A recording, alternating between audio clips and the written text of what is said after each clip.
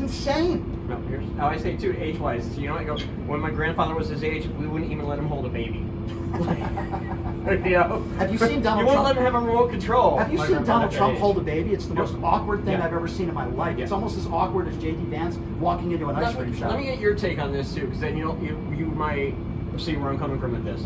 Do you feel like that he has, I don't want to say awoken because they weren't even interested, but let's say that he has gathered this base who, because he, like, by the things he says and does that he claims a president can do, shows that he has no idea how that office actually works.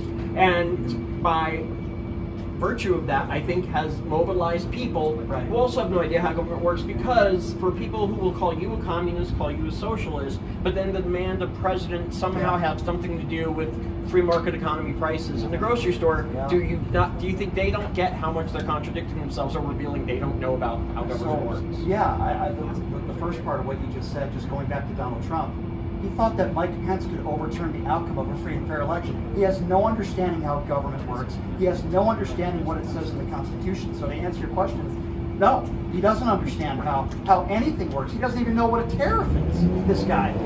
So, look, we're dealing with somebody that I think a second grader would know more about the Constitution than him. So, you know, that's how I feel about Donald Trump. There's no question who I'm voting for. It's Kamala Harris, because I care about our democracy. Great. Then one more question, just to wrap it up. Sure. You know, every election cycle, and maybe not so much for you, but me, because I'm old, so I remember this. They tell us that every election cycle, this is the most important election of our lifetime. Right. But now, how much do you really feel the future of America depends on this election? A lot. Here's why.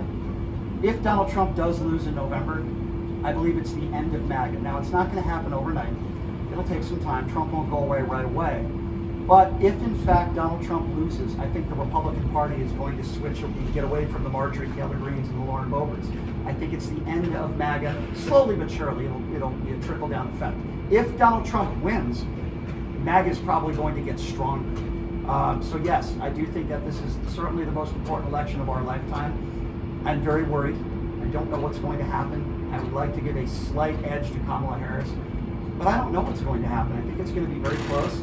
If it's one thing that Donald Trump did do, and I'll give him credit for this, he exposed how stupid so many people are in this country. I really mean that. There's several different types of Trump supporters.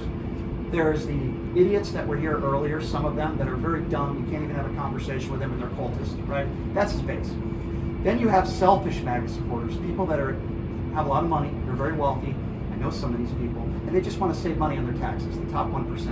And then you have the most dangerous people that are in political power that know how dangerous Donald Trump is, but yet they're willing to still support him. Why? Because they know they have to in order to remain in power, and they lie for him, and they twist themselves into a pretzel. Those are the three types of Trump supporters. Cruz, yeah. Correct. Christie trying to get in. You could, I mean, you could, the list goes. Just the highest profile ones. Matt Gaetz, I mean, Comer, Jim Jordan. These are not lawmakers, they're noisemakers. And so yes, to answer your question, yes, I think this is the most important election in our lifetime, and it is the easiest decision I've ever made in my life.